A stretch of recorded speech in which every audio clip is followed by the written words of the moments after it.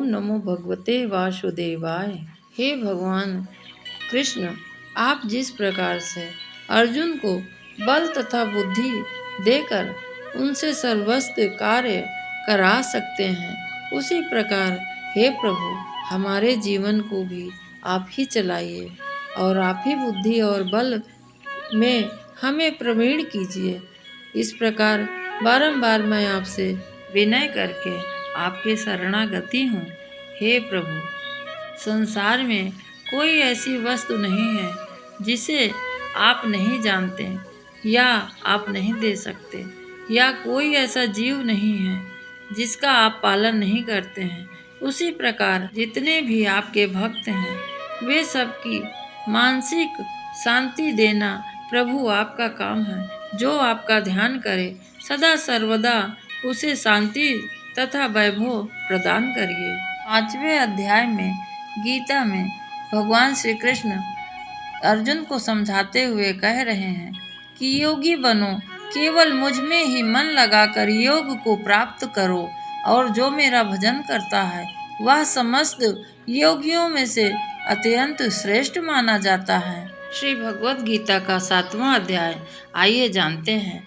श्री कृष्ण भगवान जी कहते हैं, हे पार्थ, जो मुझ में मन लगाकर और मेरे ही आश्रय होकर योग अभ्यास करते हैं तथा भजन कीर्तन करते हैं, मेरे स्वरूप को संशय रहित पूर्ण ज्ञान जानते हैं, और जो सुनो अर्जुन, विज्ञान के सहित वह पूर्ण ज्ञान मैं तुम्हें सुनाता हूँ, और जिसके जानने के बाद तुमको इस लोक में कुछ शेष जानना नहीं रहेगा, और सहस्त्रों मनुष्यों में कोई एक बुद्धि की इस प्रकार प्राप्त कर पाता है।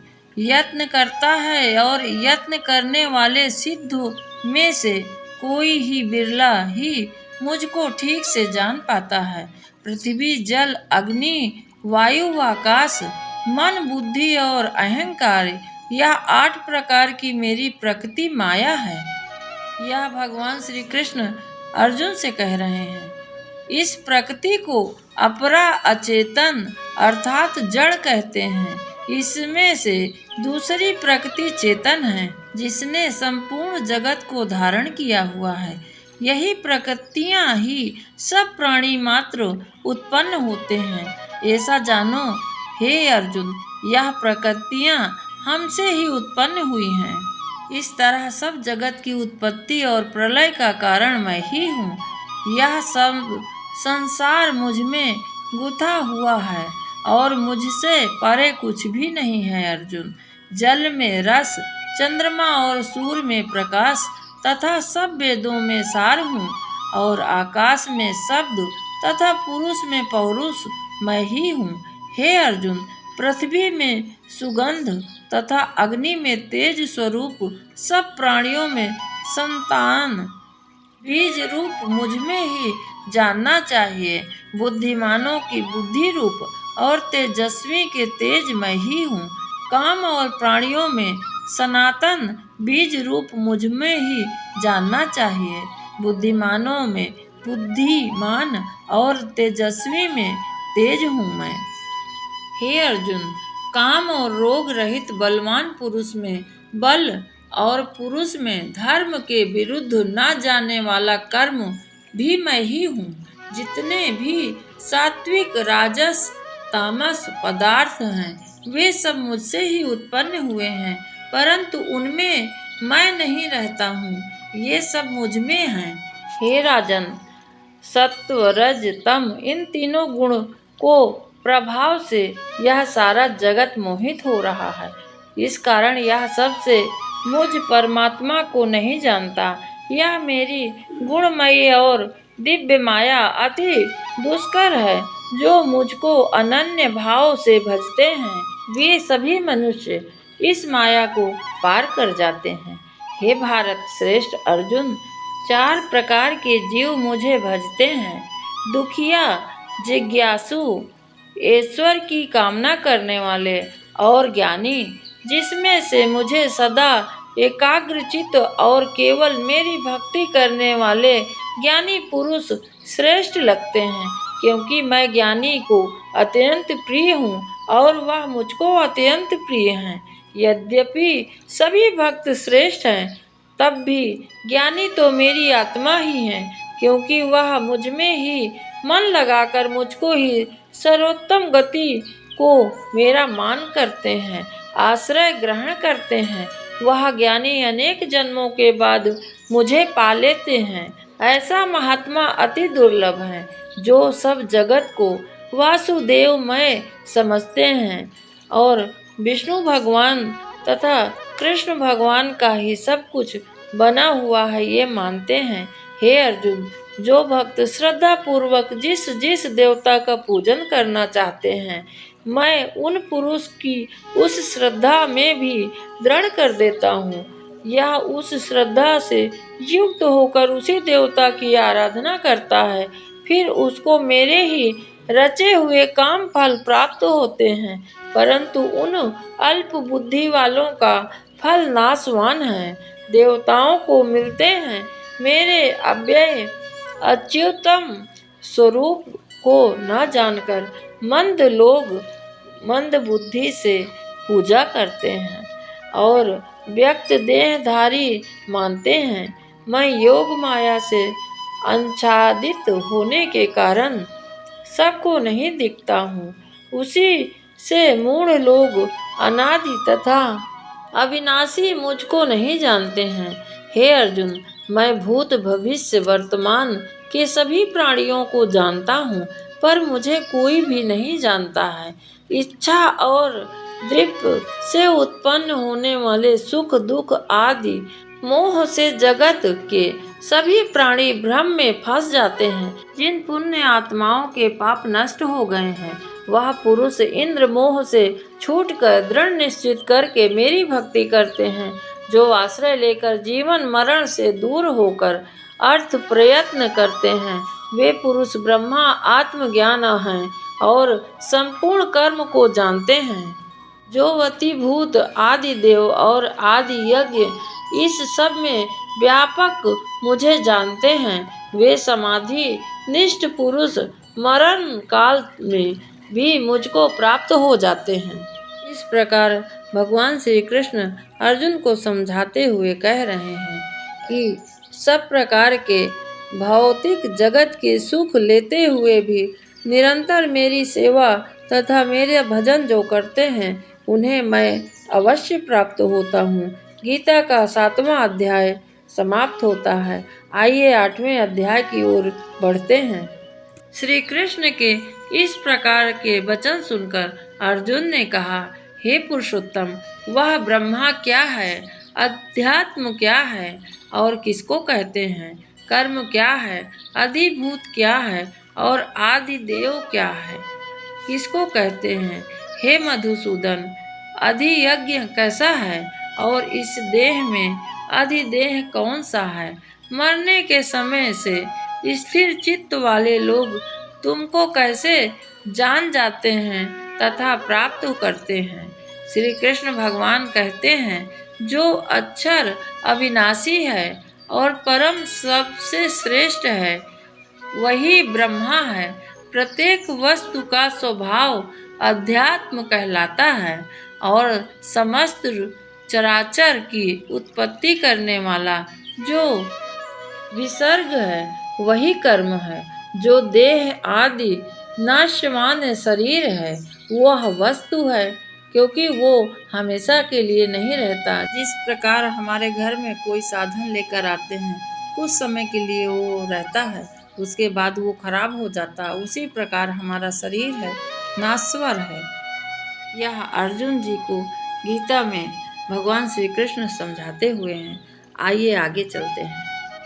अधिभूत कहाती है विश्व स्वरूप, जो विराट पुरुष है, वही आदि देव हैं। और हे पुरुषों में श्रेष्ठ, इस देह में मैं ही अधियज्ञ हूँ, जो अत्यंत काल में मेरा ध्यान करता हुआ शरीर त्यागता है, वही निसंदेह मेरे शरीर को पा लेता है।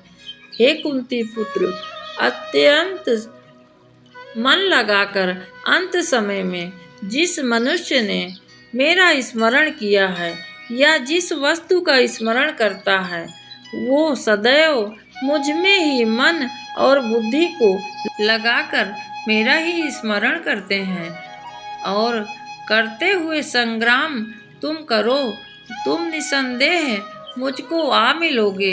इन इंद्रियों द्वारों को रोक कर मन में हृदय को धारण कर प्राणों को मस्तक में ले जान समाधि योग में स्थिर इस ओम का अक्षर का उच्चारण करता हुआ जो देह को त्यागता है उसे मोक्ष रूप उत्तम गति प्राप्त होती है। हे पार्थ, इसमें मन लगाकर नित्य प्रतिदिन जो मेरा स्मरण करते हैं वो सदैव स्मरण करने वाले योनियों को मैं बहुत सुलभ रीति से प्राप्त हो जाता हूँ। मुझको प्राप्त होने पर सिद्धि को प्राप्त करने वाले महात्मा गण फिर यहाँ जन्म नहीं धारण करते हैं। हे अर्जुन, ब्रह्मलोक पर्यंत जितने लोक हैं वहाँ से लौटना पड़ता है, परंतु मुझ में मिलने से फिर जन्म मृत्यु के चक्कर से मनुष्य छूट जाता है। हजारों महायुगों का एक दिन होता है और हजारों महायुगों की एक रात्रि ब्रह्मा की होती है। जो इन बातों को जानते हैं वे सब ज्ञाता हैं।